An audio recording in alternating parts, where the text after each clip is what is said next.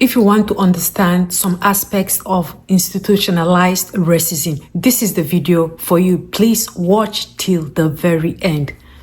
Have you heard of the term institutional racism, but not really known what that means? The first thing to ask is, what is an institution? An institution is like a social structure that humans operate within. It can be like a government or a health system, like in the UK, the NHS, or even a school or university. It doesn't end if somebody leaves it, and it's influenced by the people in it, but it has its own purpose. Institutions have formal rules and policies, but they also have informal rules and policies, like norms, the way we do things here. And when the way we do things here is influenced by a racial hierarchy, so an underlying idea that some races are better than others, then you have institutional racism. Even if the individuals aren't racist, the institution can be. Wow, that was powerful. So to those people, non-Black Americans, Africans, other Caucasians somewhere else, right? And other people of other nationalities, right? So if you do not understand the aspects of institutionalized racism, this is a video I would like you to share with your loved ones, with those phrases, with those naysayers, with those instigators, with those gaslighters that would keep gaslighting Black Americans to downplay their experiences. This is a video for you guys. You will never understand until you open up your eyes and your minds. That's when you understand how institutionalized racism works. Some of us came here on the shoulders of the civil rights that the Black Americans had fought decades, a century, so to speak. And they're still fighting it. So some of you that came here on a clean slate, like you didn't fight for nothing. You just came here on and enjoying the benefits of these people that had fought throughout these years. And have the audacity to call them all kinds of names, right? By gaslighting them in a way. Just like she said, in Tulsa, I've did a video on that. In Tulsa, Black people were thriving. They had their economic power. They had their Black Wall Street. They were doing well. But the Caucasians saw it as a threat and they came and burned it down. So for every time Black Americans are trying to thrive, they're trying to do something great for themselves, there's always going to be something trying to destroy it. So you see why they don't care about some of the things you are saying, oh, they should care because they stay there, they live there, they do this, they do that. You won't understand, guys. That's why it's good to go read. It's good to go do your own research. Just don't come on social media and be making things worse for people, right? If you don't understand, please, I urge you to go do your research, right? Because this is the only way we're going to reduce all of this. Although I've said it in several of my videos that hate is not going to finish, inequality is not going to end. At least we can have some level of, playing ground where it might not be perfect, but at least it could be a step forward in the right direction, right? Keep watching. Hey, good morning. When racism is built into the institution, it emerges as the collective action of its entire population. And a prime example of an institution built on racism is not just America, but it's also her police force. In the beginning, the police served three main functions: to protect white people from the indigenous, to control the movements of the Africans they enslaved, and to enforce laws written by white supremacists that uphold whites' superiority disorder. It's literally the profession of oppression. In order to achieve their objectives, they created a culture of violence, intimidation, racism, and terrorism. Brutality isn't a bug in the programming of the police. It's a feature. They literally teach themselves how to brutalize someone, and when they take it too far, they turn a blind eye, investigate themselves, and find that they've done nothing wrong. That is their culture. The culture of police is violence, intimidation, racism, and terrorism. That is their cultural heritage, their legacy. Since their inception, they've been taught to dehumanize people by calling them suspects, perps, thugs. They dehumanize them, so it makes it easier for them to brutalize people. Why? That's their culture. That's the environment they created. Implicit bias plays a large role in how police operate. From the beginning, they have been taught to view non-white people as suspicious. That is part of their culture, the environment that they created. Just like everyone who participates in Western culture agreed that blue jeans are the pants of choice, those who participate in police culture have agreed that non-white people are suspicious and that black people are criminal elements of society. So if you've chosen the profession of oppression, that means you agree to its terms and conditions, and it doesn't matter what race you are, you've agreed to oppress people in the most violent way possible. Which is why you can hear one of the officers in the video say, "I hope they stomp him out."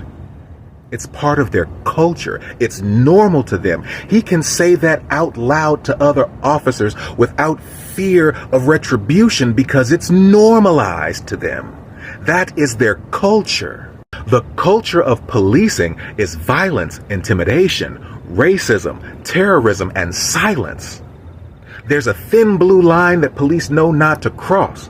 Because if one officer speaks out about another officer, the officer who blew the whistle is demonized, abused, terrorized, fired, or reprimanded. Because on this continent, it's your civic duty to mistreat a marginalized group of people. And the police have been doing this consistently since the 1520s. Hostino asks, what's the difference between institutionalized and systemic racism, or are they interchangeable?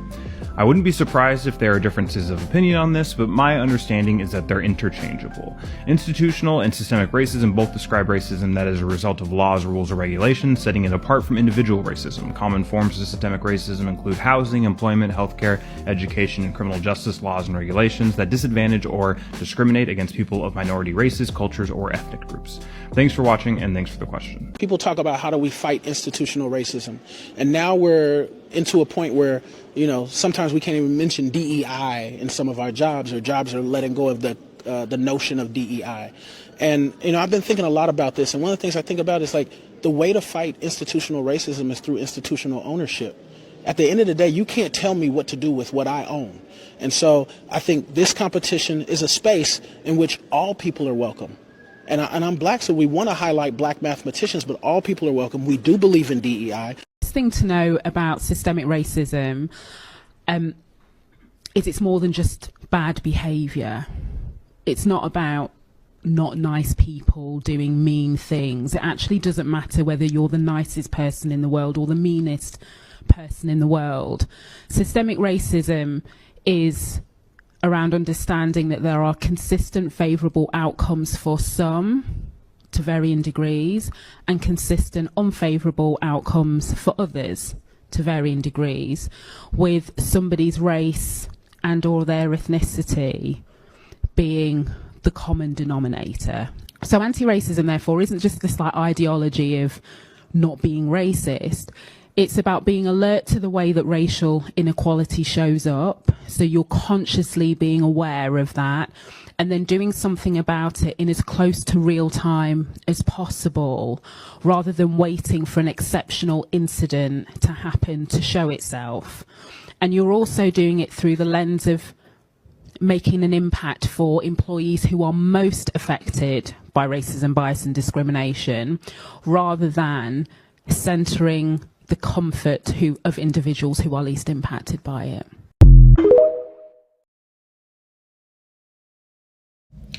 Okay, so here's the plan. Nobody is coming to save you. Not me, not the government, not nobody. So save your own neighborhood. So here's what you're going to do. You are going to find 9 people in your neighborhood who are super smart. You should get a mix of careers in there. So you should definitely get a party planner, a civil rights attorney, or a constitutional attorney, an accountant, a PTA president or PTO, whichever one you have, a PTA or PTO president, somebody who owns an event space. Just a good mix of people, and you are going to form a little club, and you guys are going to start talking in the Facebook groups in your neighborhood. And you are going to, for example, in Atlanta, we have 13 city councilman. So you are going to get people for each city councilman. You're going to get a Google Doc, and 2 to 3 people in the Facebook group are going to go to city council meetings, budget meetings, all of that, and report back. It does not have to be the same 2 or 3 people. Just 2 to 3 people will go every time. If there's something in particular, you'll decide who's going to speak for public comment. They need to be a really good orator. Y'all going to put together their talking points so they can be concise yet effective. And you guys are going to start keeping track. When you go to a city council meeting and they vote on ordinances, their name pops up on a screen with their district, their photo, and how they voted. You guys are going to keep a record of that. One of the people is going to be a lawyer, so they know how to pull the records of the judges. You need to be monitoring the judges that are elected, not the ones who are selected. You're going to have them start pulling those people's records. You're going to have a data analyst in that talented team. They are going to keep a track record of those judges' cases. They are going to be able to highlight and showcase if that person is giving harsher sentences to Black, brown people, women, against their other cases, and how much so. When it comes time for an election, you guys are going to put out motion graphics with music that are going to go out to the community. You guys are going to pay dues for being in this organization, $50 a month, or if you don't have a whole $50, whatever you can, you're going to save that money. You are going to start running candidates from your group as you build your group. You are going to use that money that you're collecting for dues as seed money to start getting them registered and set up to run. You're going to pay for them to go to conferences that teach you how to run a good campaign. You are going to attack this at the school board level, the city level, and the state level, and take back your neighborhoods and your town, thus making us all take back the country. No one, no party is coming to save us. We have to save ourselves. I love the fact that she laid out the framework in which, you can save your neighborhoods, you can save your communities. Just like she reiterated, nobody is coming to save you. Nobody is going to come and save the Black community. Nobody is going to come and save the Black and brown communities, right? You owe it to yourself and to your people to do the needful. So now she has said out the strategy for you to follow. So it's not enough people sit on the sidelines and they gaslight other people. They are trying to fight for their rights. They are trying to fight for the betterment of their neighborhoods, right? It's not just enough to sit on the sidelines and you just talk whatever you feel like talking without doing the needful, without contributing your own quarter to make sure that things are working well for the betterment of everybody, right? That for the longest, the Black people had been on the forefront for fighting for civil rights for every person, both the Latinos, both the Cubans, both the Hispanics, both Asians, other Black people from other countries in Africa, and the different diverse groups. Black people were the turning point for this almost equality, although we've not reached the absolute equality in terms of benefits and other social services towards colored people. But this is a right step in the right direction. So now just don't sit down and be saying people are not doing this, doing that. They shouldn't be always feeling like the victims. They shouldn't be always trying to do the most. What are you doing in your own little corner to make sure that things like that are no longer happening? That's why I say it is very good to understand institutionalized racism, because once you understand, you wouldn't hold it to these people that they are always feeling as if they are the victims. How could they be the victims when the victimhood was created out of them, right? So guys, I don't know what you think about these 2 videos that I've played and other videos, but I just want you to share your views in the comment section. But don't forget, if you haven't subscribed, please subscribe, and also hit on the like button, hit on the share button, and also come back for more videos. Thank you for stopping by.